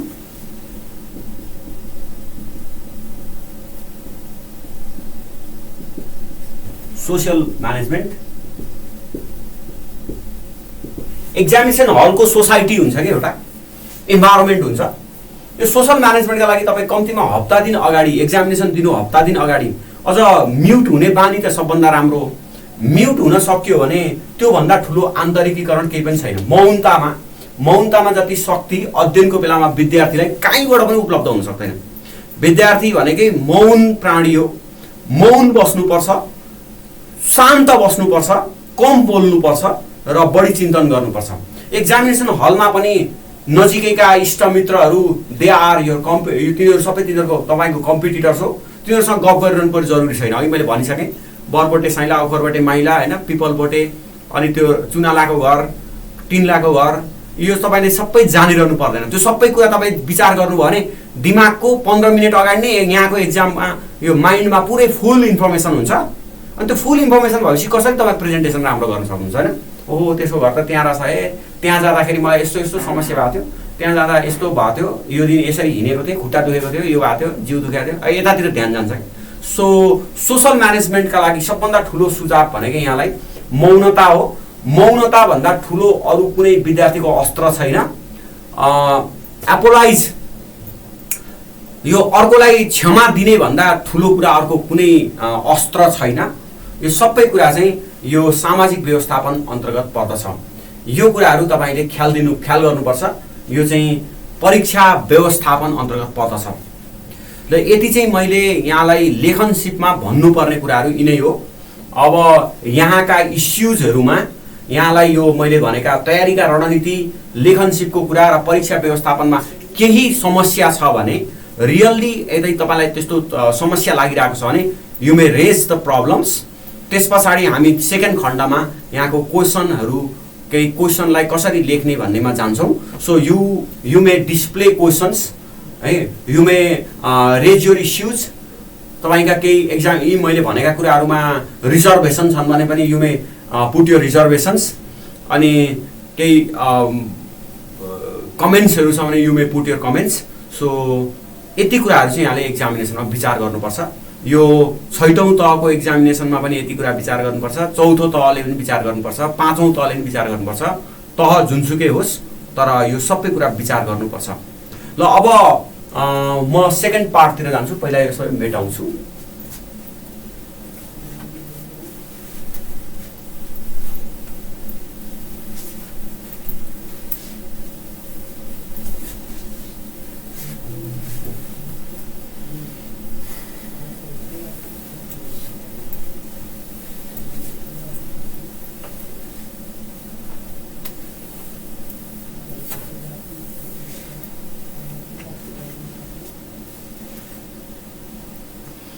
सुमनजीले आयो प्यानिक भइरहनु भएको छ। सुमनजी किन त्यस्तो हुनुभएको मलाई थाहा छैन। अलि योग, ध्यान र मेडिटेसन गर्नुहोस् है प्लिज। लागेपछि मलाई अलिक प्यानिक जस्तो लाग्छ कि यस्तो कुरापछि। कमजोर कर्पोरेट गभर्नेन्सको विशेषतालाई समस्यामा लेख्न मिल्छ। कमजोर कर्पोरेट गभर्नेन्स भनेकै समस्या हो। अनि कर्पोरेट गभर्नेन्सको इलिमेन्ट पनि भन्दिनँ। इलिमेन्ट भनेको त्यो हिजो हामीले कुरा गरेको प्रिन्सिपल्सहरू सबै यसको इलिमेन्ट हो। प्रिन्सिपल्स इलिमेन्ट हो। अब माथि सुमनजीले आन्सरमा प्याराग्राफ र बुलेट म्याटर गर्छ कि क्वेसनले मागेको आन्सर। प्याराग्राफ र बुलेट चाहिँ कस्तो कुरा हो भने, प्याराग्राफमा गन्थन मन्थन धेरै हुन्छ, बुलेटमा संक्षिप्त उत्तर ज्यादा हुन्छ। त्यही भएर प्याराग्राफ केमा राख्ने, बुलेट केमा राख्ने छुट्याउनुपर्छ। तर आन्सर चाहिँ संक्षिप्त आउनुपर्छ है। त्यस पछाडि मैले माथिको आन्सर्सहरू, क्वेसनहरू मैले देखिनँ है। जस्तो नेत्र कुमारीले के सोध्नु भएको थियो, हेरौँ है त। ल माथिको देखिनँ है मैले, तलको मात्रै हेर्छु। उर्मिलाजीले a major change in management of Nepalese comprise has been realized in the recruitment of women in the work place. अनि यो हिजै सोधेको क्वेसन हो त उर्मिलाजी। ग्लास सिलिङ इफेक्ट भनेको त्यही मैले हिजो कुरा गरिहालेँ। मैले लामो समय दिएर हिजो भनेको थिएँ ग्लास सिलिङ इफेक्टको बारेमा। तलका मान्छेले माथि हेरेको हेरै गर्ने खालको इफेक्ट हो यो। अब यसमा त्यो लेन्स अघि कुरा गरेँ नि, त्यो माथिको पहिलो प्याराग्राफ लेन्स हो, दोस्रो प्याराग्राफ डेस्टिनेसन हो। त्यो लेन्स र डेस्टिनेसनलाई मिलाएर आन्सर लेख्नु पर्यो। तपाईँको पहिलोचोटि जुन राख्नु भएको छ माथि कुरा, त्यो लेन्स हो। त्यो लेन्स चाहिँ कस्तो खालको लेन्स पर्यो भन्दा नेप्लिज अर्गनाइजेसन्सहरूमा ग्लास सिलिङ इफेक्ट छ भन्ने कुरा गरेको छ त्यहाँ है, कम्प्लिटली ब्रोकन भएको छैन भनेको छ। त्यो चाहिँ लेन्स हो। त्यो लेन्सको आधारमा अर्को पार्टमा जुन क्वेसन आएको छ 5 वटा मेजर चेन्जेसहरू चाहिँ आइडेन्टिफाइड गर्ने कुरा चाहिँ यसको डेस्टिनेसन हो। सो 5 वटा मेजर चेन्जेस भनेको महिलाको सङ्ख्या बढेको छ, सेवा प्रवाह समावेशी भएको छ, इन्क्लुसिभ सर्भिस डेलिभरी, त्यस पछाडि यो जस्तो रिक्रुटमेन्ट सिस्टममा आरक्षण रिजर्भेसन छ, अनि यो टप लेभलमा वुमनको पार्टिसिपेसन बढेर गएको छ, अर्को वर्क फोर्स डाइभर्सिटी भएर गएको छ। So these 5 are major changes in the management. अब कृष्णजीले सोध्नुभएको ह्यान्डराइटिङले कति इफेक्ट गर्छ सर, अनि किन मेरो ह्यान्डराइटिङ अलिक पुवर छ? ह्यान्डराइटिङले त्यत्रो धेरै मेजर रोल चाहिँ खेल्दैन। ह्यान्डराइटिङ बुझिने हुनुपर्छ, बस एकै लाइनमा भन्नुपर्दा ह्यान्डराइटिङ बुझिने हुनुपर्छ। तपाईँले लेखेको ह्यान्डराइटिङ तपाईँ आफै बुझ्नुहुन्न भने चाहिँ विचार गर्नुहोस् आफूले आफूलाई। तपाईँले लेखेको ह्यान्डराइटिङ साथीले बुझ्दैन भने विचार गर्नुहोस्। तपाईँले मलाई आन्सर पठाउँदाखेरि मैले ह्यान्डराइटिङमा अलिक ध्यान दिनुहोस् है भनेको रहेछु भने तपाईँले ह्यान्डराइटिङ सुधार गर्नुपर्छ। सुधार गर्नका लागि सजिलो छ, दिनको 1 पेज चाहिँ यसो ह्यान्डराइटिङ लेख्दा एउटा कन्सियसनेस हुने, अर्को स्पिड कम गर्ने, अनि अर्को शब्दहरू कुन शब्द चाहिँ मेरो अलि नराम्रो हुन्छ भनेर शब्द आइडेन्टिफाई गर्ने कि कदेखि ज्ञसम्म मान्छेले नराम्रो लेख्दैन, बिचबिचमा कुनै कुनै नराम्रो हुन्छ।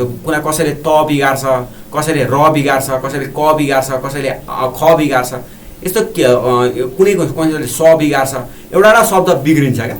त्यो हो, त्यो शब्द आइडेन्टिफाई गर्नुहोस्, अनि त्यो शब्द आइडेन्टिफाई गरेर मात्रै तपाईँले त्यो शब्दलाई 10औं चोटि लेख्नुहोस् अनि त्यसलाई ध्यान दिनुहोस्। ल त्यसरी जानुहोस् है कृष्णजी। बद्रीजीले एनबिएलमा कर्पोरेट गभर्नेन्सको अवस्था कस्तो छ, सुधार गर्न के? एनबिएलमा कर्पोरेट गभर्नेन्सको अवस्था राम्रो छ भन्नुपर्छ। यसको सबै आन्सर चाहिँ प्रिन्सिपलमा बेस भएर लेख्ने हो कि यो कर्पोरेट गभर्नेन्समा किन त्यति धेरै तपाईँ चिन्तित हुनुभएको?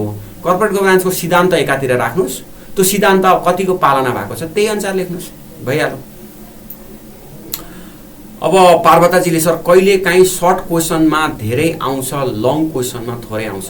हो त, कहिले काहीँ होइन, अधिकांशमा यही समस्या हुन्छ। लेख्नु नपर्ने हामीलाई के हुन्छ भने हुनुपर्नेमा हुँदैन, नहुनु पर्नेमा ज्यादा हुन्छ क्या। यो समस्या यही हो नि होइन। जस्तो हामी विद्यार्थी हौँ, कम पढ्छौँ, तर विद्यार्थी हौँ तर राजनीति विश्लेषण धेर गर्छौँ। व्यापारीले व्यापार कम गर्छ होला, डाक्टरी धेर गर्छ। राजनीतिज्ञले राजनीति कम गर्छ, प्रशासन धेर चलाउँछ। राजनीति कम गर्छ, डाक्टरी धेर गर्छ। अरू क्षेत्रको मात्रै मान्छेलाई चिन्ता हुन्छ क्या। सो सर्ट क्वेसनमा धेरै लेख्नु हो भने अलिक त्यसलाई खुम्च्याउनुपर्छ, एकदम प्योर लेख्नुपर्छ। जस्तो नौनी भन्दा खारेको घिउ राम्रो हो नि होइन। नौनी धेरै हुन्छ, खारेको घिउ थोरै हुन्छ, तर त्यो खारेको घिउमा चाहिँ ज्यादा त्यसमा पौष्टिकता पनि र महत्त्व पनि खारेको घिउको महत्त्व छ क्या। त्यतातिर जानु पर्यो। अनि मैले भनेको कुरा बुझ्नु भयो होला है। सर्ट क्वेसनमा सर्ट लेख्ने, लङ क्वेसनमा त्यसलाई एक्सपान्सन गर्नका लागि चाहिँ एनालिटिकल पावरलाई बढाउनु पर्छ। मोहन पोखरेलजीले नेपाली और इङ्ग्लिस मिडियममा रिटर्नले नम्बरमा इफेक्ट गर्छ कि गर्दैन? अलवेज मोटिभेट कसरी हुने सर? नेपाली र अङ्ग्रेजीले नम्बरमा कुनै पनि इफेक्ट गर्दैन। यो ट्रेडिसनल माइन्डसेट हो। अङ्ग्रेजी लेख्ने चाहिँ विद्वान भन्ने कुरा ट्रेडिसनल माइन्डसेट हो, त्यतातिर ध्यानै नदिनु होला यहाँले। अनि अलवेज मोटिभेट हुनु पर्दैन। हप्तामा 1 दिन वा महिनामा 2-3 दिनसम्म यहाँ डिमोटिभेट वा तपाईँलाई निराशा वा असफलता लाग्छ कि जस्तो यस्तो डाउनफल, माइन्डसेटको डाउनफल हुन सक्छ। तर अलवेज मोटिभेट हुनका लागि चाहिँ गोललाई सम्झिरहने, शारीरिक तन्दुरुस्ती मानसिक सुदृढीकरण र भावनात्मक स्थिरीकरणका लागि अभ्यास गर्ने। पहिला शरीरबाटै ध्यान दिनु पर्यो। पढ्न थाल्नुभन्दा अगाडि तपाईँ शरीरलाई ध्यान दिनु पर्यो। अलिक छरितो शरीर बनाउनु पर्यो हैन। शरीरले साथ दिने हुनु पर्यो, स्लिम फिट हुनु पर्यो। अब Urmila ji, study time frequently mind automatic mind divert भएर कसरी? यसको लागि चाहिँ तपाईँले वरिपरिको ग्याजेट्सलाई सबै हटाइदिनुहोस् उर्मिलाजी, 1 नम्बर। दोस्रो नम्बर, तपाईँ अलि धेरै कन्भर्सेसन गर्नुहुन्छ जस्तो लाग्छ। अलि धेरै कन्भर्सेसन गर्नुहुन्छ भने त्यो कन्भर्सेसन कम गर्नुहोस्। साथीभाइसँग कम बोल्नुहोस्, कार्यस्थलमा कम बोल्नुहोस्। अनि अर्को तेस्रो नम्बर, अपेक्षा कम राख्नुहोस्। आफ्नो हस्बेन्डसँग अपेक्षा कम राख्नुहोस्। हस्बेन्ड हुनुहुन्छ भने, हस्बेन्ड हुनुहुन्न भने बोयफ्रेन्ड हुनुहुन्छ होला, अपेक्षा कम राख्नुहोस्। त्यो पनि हुनुहुन्न भने फ्रेन्डसँग अपेक्षा कम राख्नुहोस्, प्यारेन्ट्ससँग अपेक्षा कम राख्नुहोस्। अहिले मैले भनेको छु नि, अब 4 महिना भनेको मेरो जीवनको अत्यन्त महत्त्वपूर्ण समय हो। म नन कोर फङ्सनमा ध्यानै दिन्न, कोर फङ्सनमा मात्रै लाग्छु भनेर लाग्नुहोस्। कोर फङ्सन भनेको पढाइको फङ्सन हो। जतिखेर पढाइको चिन्ता गरेपछि त यो तपाईँलाई भड्किने, ध्यान भड्किने हुँदैन है। अब अर्को छ उर्मिलाजीको भइहाल्यो। भुवनजीको आन्सर लेख्दा 2-4 लाइन आफ्नै ल्याङ्ग्वेजमा लेख्दा खोज्दा कन्टेन्ट पछि आउँछ। इट्स माई प्रब्लम होइन। आफ्नै ल्याङ्ग्वेज र अर्काको ल्याङ्ग्वेज भन्ने हुँदैन। जाँच पास गर्न आफ्नै ल्याङ्ग्वेज चाहिन्छ। जाँच पास गर्ने भनेको चाहिँ आफ्नै ल्याङ्ग्वेजले हो। आफ्नै भनेको तपाईँले गरेर लेखेको ल्याङ्ग्वेज सबै आफ्नै त हो नि। अब सुमनजीले, सर यो टाइममा नोट बनाउँदा भन्दा क्वेसन प्र्याक्टिस गर्दा ठिक लाग्छ मलाई। एकदम ठिक हो सुमनजी। नोट बनाउने भनेको त्यति धेरै गतिलो काम होइन जाँचमा पास गर्नका लागि। पास गरिसकेपछि आफ्ना साथीभाइ इष्टमित्रको अगाडि सेलिब्रेटी हुनका लागि चाहिँ नोट चाहिएला, तर पास गराउनलाई चाहिँ नोट चाहिँदैन। अब मन्जुले, सर पढ्दा सिलेबस नछोडी पढ्दाको सिलेबस छोड्नै हुँदैन। सिलेबसमा संक्षिप्त नलेज राख्दै जानुपर्छ कि थोरै नलेज राख्दै जाने। थोरै भनेको के कस्तो हो भने एकदमै खारिएको नलेज राख्ने कि यो आयो भने यो लेख्छु भनेर लेख्नु पर्यो। त्यस पछाडि गणेशजीले, कहिलेकाहीँ अङ्ग्रेजीमा लेख्दा व्यावहारिक कुरा छुट्छ कि जस्तो लाग्छ र नेपालीमा लेख्दा शब्द आइरहेको हुँदैन, समय पनि धेरै लाग्छ। नेपालीमा अलि धेरै समय लाग्छ। हेर्नुहोस्, यो नेपालीमा चाहिँ आन्सर लेख्दाखेरि धेरै शब्द बोल्नुपर्ने हुन्छ, अङ्ग्रेजीमा कम शब्द बोल्नुपर्ने हुन्छ। यो चाहिँ तपाईँले डिफाइन गर्ने हो। एउटा क्वेसन नेपाली, अर्को क्वेसन अङ्ग्रेजी पनि लेख्न सक्नुहुन्छ गणेशजी, त्यही भएर त्यसलाई ध्यान दिनुहोस्। प्रतिमाजीले एउटा क्वेसन इङ्ग्लिसमा पाइन्छ। एउटा क्वेसन इङ्ग्लिसमा, एउटा क्वेसन नेपालीमा लेख्न पाइन्छ। सिजासुले सोधेको को गभर्नेन्सको बारेमा भनिदिनु न भन्नुभएको छ। को गभर्नेन्स भनेको चाहिँ खासमा सरकार, निजी क्षेत्र, सहकारी क्षेत्र, पिपुलको पार्टिसिपेसन, रुट, यो जुन बेनिफिसियरी लेभल छ, बेनिफिसियरी वर्ग छ, त्यो सबैको पार्टिसिपेसनमा गभर्नेन्स गर्नलाई को गभर्नेन्स भन्छ। खासमा यो कन्सेप्ट चाहिँ यो अहिलेको 1980s पछाडिको कन्सेप्ट हो।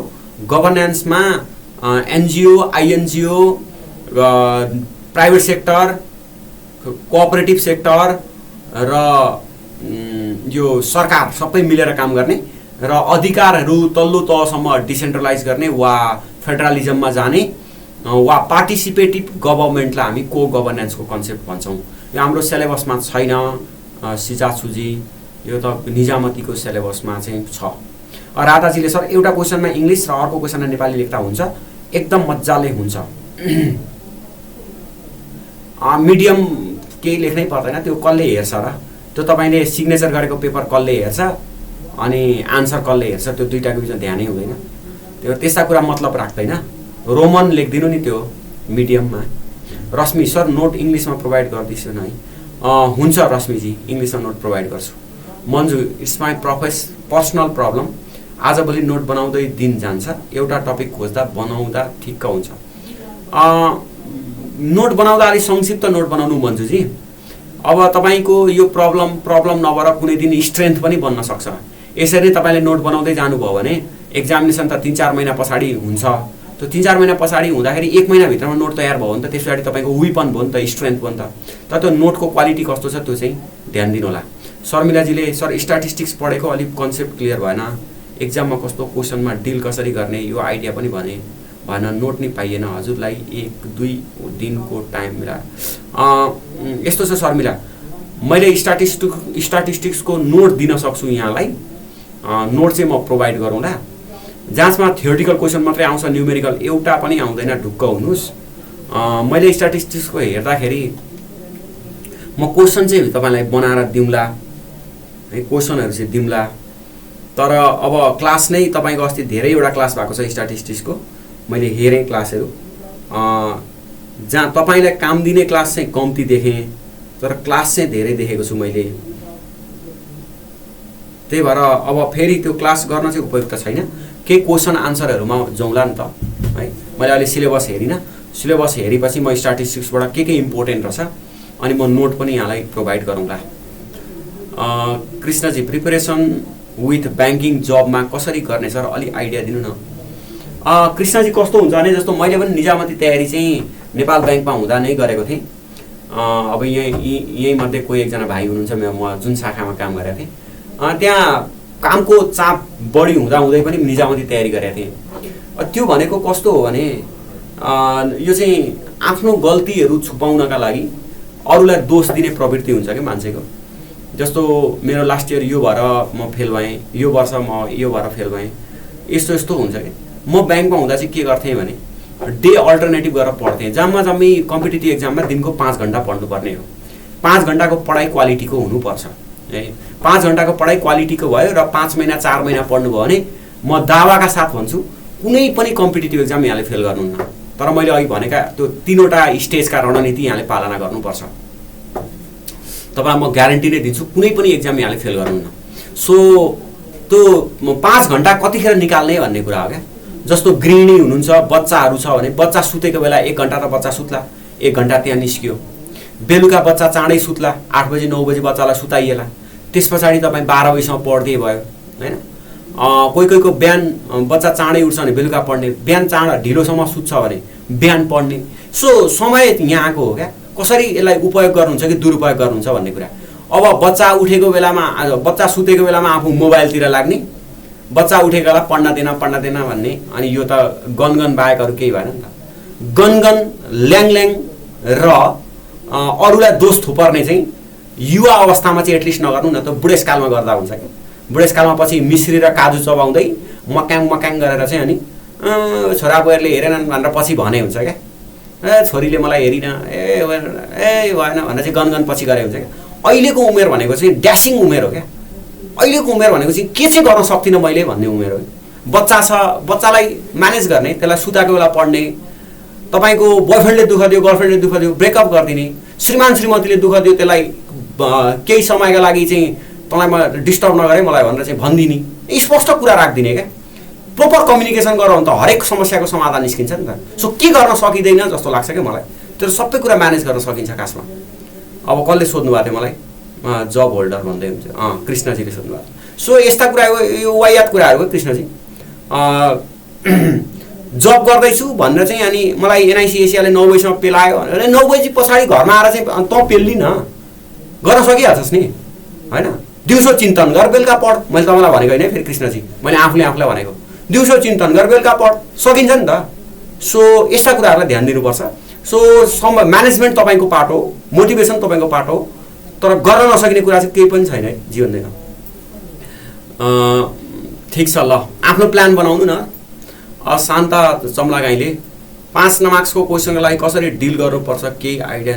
5 मार्क्सलाई के डिल गर्नुपर्छ? 1 पेज लेख्नुपर्छ, संक्षिप्त लेख्नुपर्छ, छोटो लेख्नुपर्छ, थोरै लेख्ने, बुलेटमा लेख्ने, कन्क्लुजन लेख्ने, सक्यो।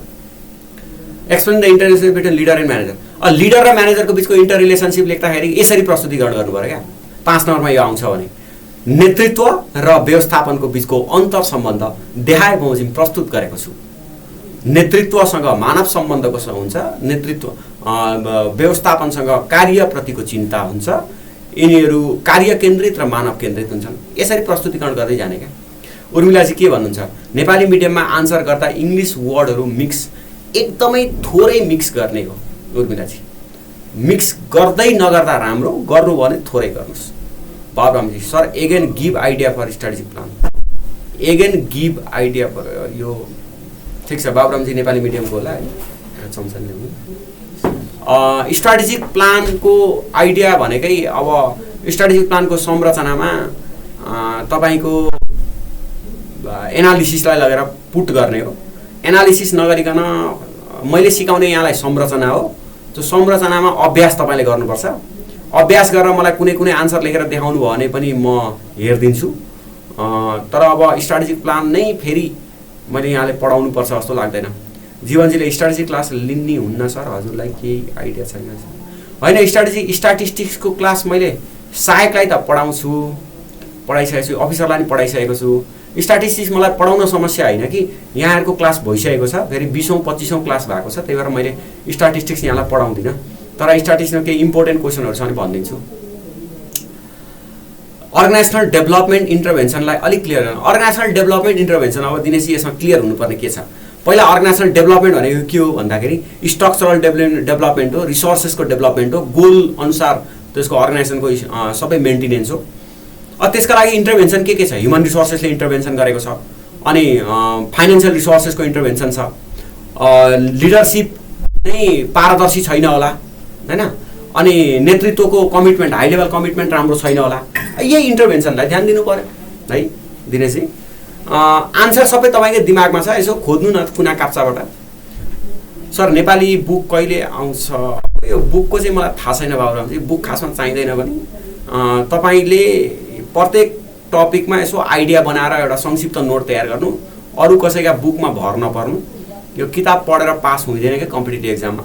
प्रत्येक वर्ष जस्तो म त अब 14-15 वटा किताब लेखिसकेको मान्छे, जस्तो मेरो कुनै कुनै किताबहरू 9000 10000 प्रति बिक्री भएको पनि छ क्या। अब 10000 प्रति बिक्री भएको छ, पास हुन्छन् 50 जना जति। किताब पढेर पास हुँदैन के खासमा, किताब किनेर पास हुँदैन, पढेर पास हुँदैन। मैले त्यही भएर आजकल किताब लेख्न जाँगरै चल्दैन मलाई। यो खास तपाईलाई आन्तरिकीकरण गर्नु पर्यो कि, internalization of your knowledge. Surya Thapa sir marking कसरी हुन्छ 10-20 मा? जम्मा मार्किङ 60% जति आउँछ। एकदमै एक्स्ट्रा अर्डिनरी मार्क्स लेख्नु आन्सर लेख्नु भयो भने 6 नम्बर आउँछ। गए गुज्रेको लेख्नु भयो भने 0.5 नम्बर आउँछ। 0.5 नम्बर देखि 6 नम्बर सम्ममा मार्किङ हुन्छ। 5 नम्बर कटो 50% कटो भने पास। ग्यारेन्टी गर्छु म 50% कटाउने पास। सर एनबीएल को ओडी मा भर्खर सुधारलाई एफएसआरपी को अचिभमेन्टमा लेख्न सकिन्छ। एफएसआरपी अहिले पनि चलिरहेको छ नि शान्ता। स्ट्याटिस्टिक्स पार्टमा test of hypothesis, chi square distribution र एप्लिकेसन प्रेसर रिपोर्ट यो चाहिँ क्लास भएको छ। खोइ यो मलाई थाहा छैन, स्ट्याटिस्टिक्सको क्लास सबै सकिएको छ भन्नुभएको छ, त्यही भएर म्यानेजमेन्टसँगै कुरा गर्नुस्। म चाहिँ अब फाइनान्सको पाटो सुरु गर्छु शान्ताजी। सन्डे पढाउँदिन, भोलि र पर्सि बिदा, मन्डेदेखि फाइनान्सको पार्ट सुरु गर्छु। सुन्ताजी हाम्रो क्वेसन त सबै साथीभाइले सोधिसक्नुभयो। ठिक छ, कमेन्ट छैन भने लाइक अनि रियाक्ट गरे हुन्छ। सुनिताजी गरिरहनु भएको छ, यहाँले भइहाल्यो नि। रियाक्ट गर्नुस्, लाइक गर्नुस्, कमेन्ट गर्नुस्, यसरी गर्नुस् न।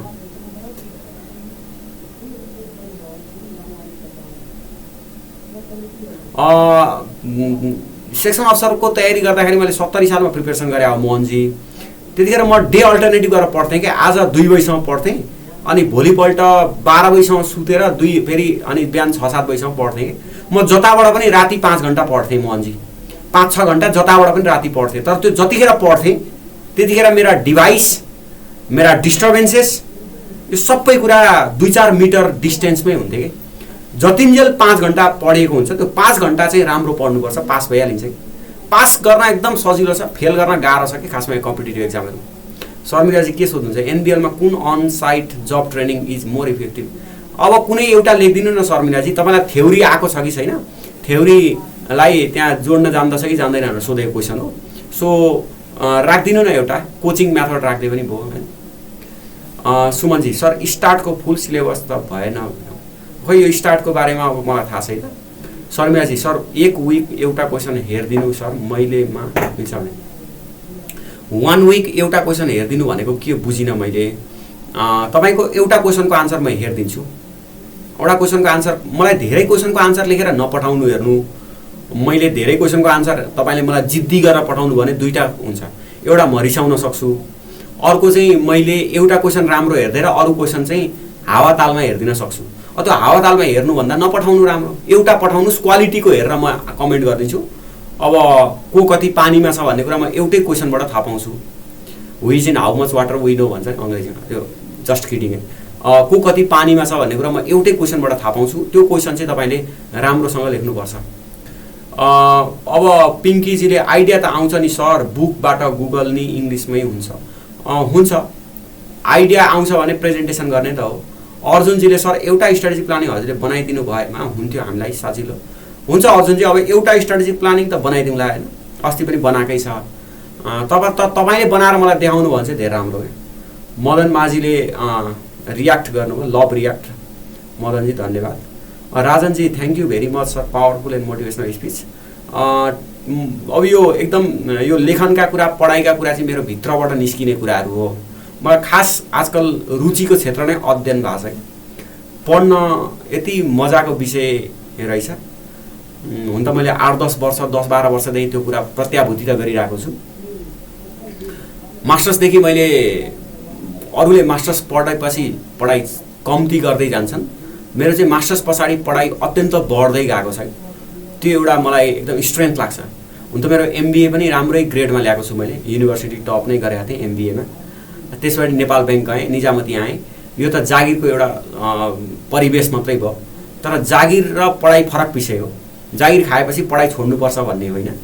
पढाइ चाहिँ आन्तरिकीकरण गर्नुपर्छ कि, खासमा इन्टर्नलाइजेसन भन्छ, आन्तरिकीकरण गर्नुहोस्। धेरै मैले भनिनँ, स्थानीयकरण र आन्तरिकीकरण गर्नुहोस् नलेजलाई।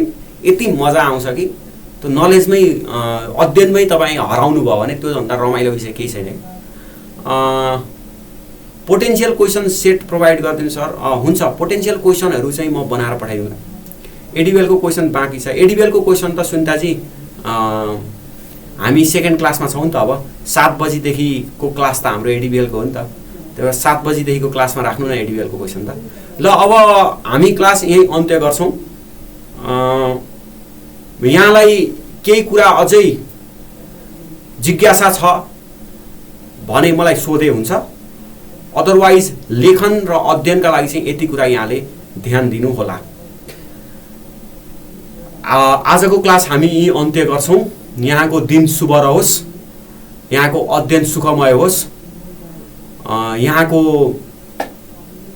हौसला बुलन्द होस्, उत्प्रेरणा जागोस्, पढाइप्रतिको लगाव बढोस्।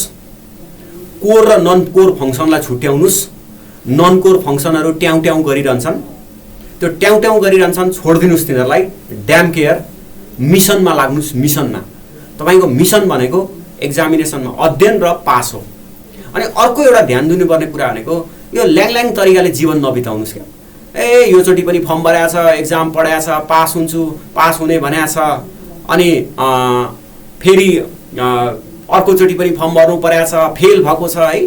यो ल्याङल्याङ तरिकाले जीवन नबिताउनुहोस् क्या। छट्ट 4 महिना अत्यन्त दुःख गर्नुहोस्। त्यो ठुलो ढुङ्गो पनि पावर लाएर हिर्कायो भने भ्वाक्कै फुट्छ क्या।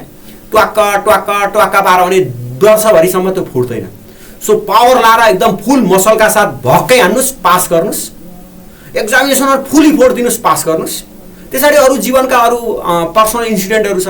कसैको बिहे गर्न बाँकी छ, कसैको बच्चा जन्माउन बाँकी छ, कसैको फर्स्ट बच्चा भएको छ, सेकेन्ड बच्चा जन्माउन बाँकी छ, कसैको प्यारेन्ट बिरामी छ, कसैको छिमेकीमा समस्या छ, कसैको के छ, कोही विदेश पढ्न जानु परेको छ। यो सबै कुराहरू चाहिँ पर्सनल म्यानेजमेन्टहरू हो कि। सो यो सबै कुराहरू चाहिँ एक्जामिनेसनमा पास नभइकन हुनेवाला केही पनि छैन। सो भक्क हिर्काउनुहोस्, पास गर्नुहोस्, अनि पर्सनल म्यानेजमेन्टमा लागिहाल्नुहोस्। तर त्यो पास गर्ने जुन 4 महिना 5 महिनाको समय छ, त्यो 4 महिना 5 महिना चाहिँ साँच्चै डेडिकेटेड भएर दिनु न एक्जाम। तर साँच्चै डेडिकेटेड भएर दिनु भने अर्कोचोटि रिपिट गर्नु पर्दैन क्या। कति यो कुरा किन नबुझेको, भित्रैबाट बुझ्नुहोस् न यो कुरालाई। स्थानीयकरण, आन्तरिकीकरण गर्नुहोस् कि। खास अब अहिले कोभिडमा घरमा थन्किनु परेको छ, पढेर बस्दिनु न।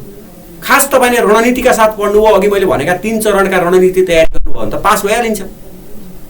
है पास गर्न सजिलो छ, फेल गर्न गाह्रो छ।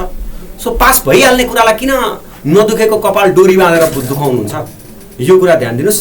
हस् त, साँच्चै नै तपाईँहरूलाई धेरै धेरै धन्यवाद यहाँका गुड वर्ड्सका लागि है, यहाँको सल्लाह सुझावको लागि, यहाँको लाइक र कमेन्टका लागि साँच्चै नै धन्यवाद। धेरै धेरै आभारी भएँ म। तर म आभारी त्यतिखेर हुन्छु यहाँले त्यो अघि मैले भनेका कुराहरू मनन गर्नुहुन्छ र एक्जामिनेसनमा त्यसको प्रस्तुतिकरणमा देखिन्छ। त्यही भएर पास हुनका लागि जे गर्नुपर्ने सबै गर्नुहोस्। हस्त धन्यवाद। यहाँको शुभ दिन समय राम्रो बितोस्। धन्यवाद।